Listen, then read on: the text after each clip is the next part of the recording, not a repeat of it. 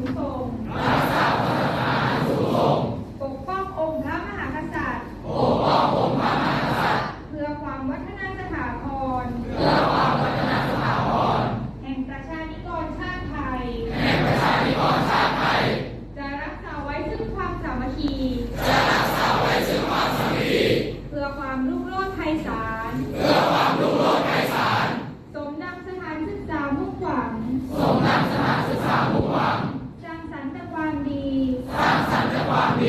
เพื่อพดุงเกียรติและศักดิ์ศรีให้บังเกิดมีแก่วิทยาลัยเทคนิคปราจีนบุรีเถิด